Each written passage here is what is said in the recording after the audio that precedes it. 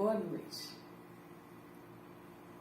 Agora nós vamos falar sobre técnicas avançadas de holding familiar. E uma delas que eu queria falar com vocês é sobre o procedimento de impenhorabilidade. Nós inserimos na holding familiar, no contrato de holding familiar, a cláusula de impenhorabilidade. Tudo bem, nós inserimos, mas temos que falar para vocês que alertar o seguinte: o artigo 833 do Código, o artigo 833 do Código de Processo Civil diz que são inalienáveis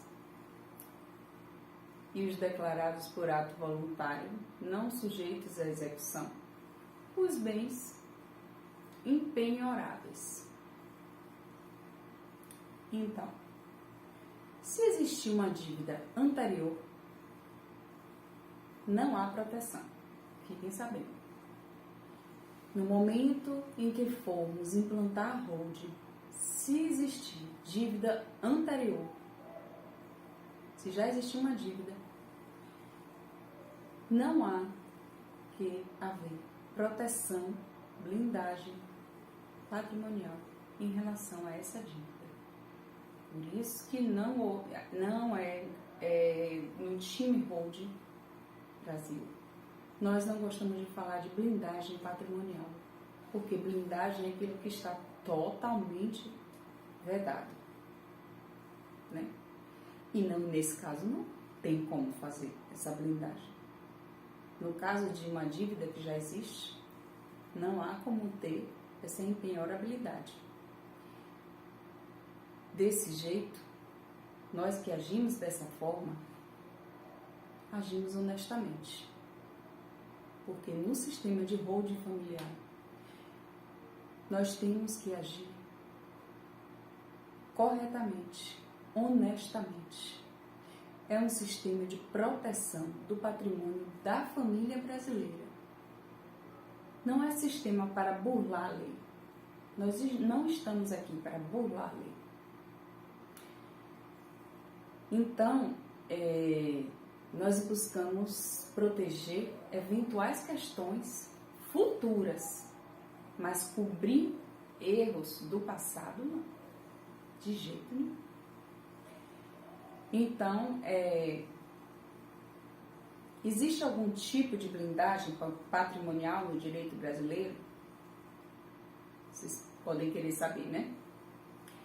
A Lei da Liberdade Econômica diz que a autonomia patrimonial das pessoas jurídicas é instrumento de alocação e segregação de riscos.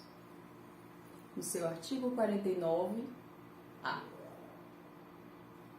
O que ela quer dizer com isso? Qual a diferença disso para proteção patrimonial? Então, vou repetir. A Lei da Liberdade Econômica diz que a autonomia patrimonial das pessoas jurídicas, autonomia patrimonial, é instrumento de alocação e segregação de riscos. Mas isso não tem nada a ver com blindagem patrimonial, viu, gente? A alocação de riscos é definida pelas partes e deve ser respeitada e observada. É papel do advogado informar e educar. Nós temos esse papel, essa missão. Então, nós temos a obrigação de organizar, planejar o patrimônio de vocês na holding e informar tudo que pode acontecer. Caso vocês não queiram agir corretamente, nós nem temos interesse de fazer qualquer coisa que não esteja conforme a lei, porque tudo tem que ser conforme a lei. Por isso há o sistema de desconsideração da personalidade jurídica, que diz que pode o juiz, a requerimento da parte, desconsiderar a pessoa jurídica, a personalidade jurídica, para que os efeitos das relações sejam estendidos aos sócios da pessoa jurídica, beneficiando direto ou indiretamente o abuso da personalidade jurídica. Então, o que é que acontece nessa hora?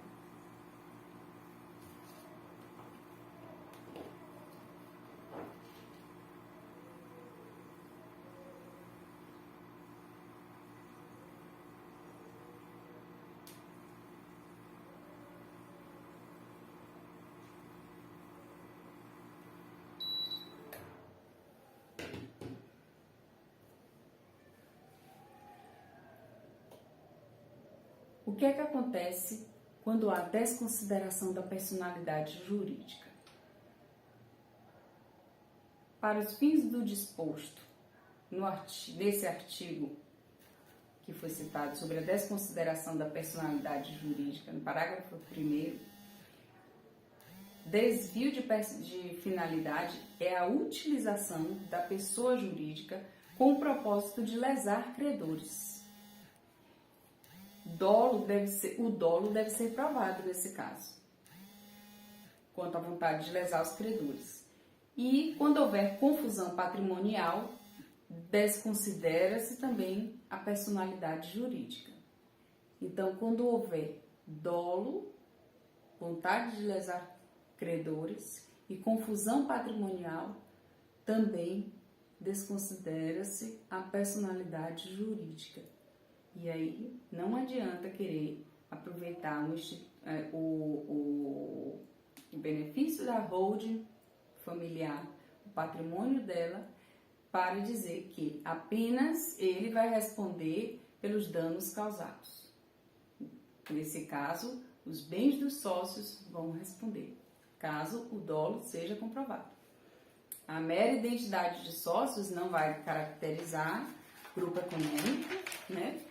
E a existência de grupo econômico sem desvio de personalidade não vai caracterizar, né, uma desconsideração da personalidade jurídica, que tem que provar, né, que houve o dolo. Há uma expansão ou alteração da finalidade original não constituindo desvio de finalidade, e aí não tem por que provar que teve algum problema. Então, se não houver propósito de lesar credores, o que é que acontece? Os filhos, em relação aos funcionários da empresa, agem sem o propósito de lesar credores. Houve algum problema, alguma dívida, mas não houve dolo comprovado. Então, não há por que recorrer ao patrimônio da célula-cofre para pagar a dívida que é da empresa. Se for feita a holding antes disso, antes dessa dívida ter ocorrido, aí só quem responde é o sistema da célula controladora, que é a célula responsável pelo negócio. Por isso é interessante realizar a holding com dois sistemas diferentes, né? O sistema responsável pela célula-cofre e o sistema de célula controladora.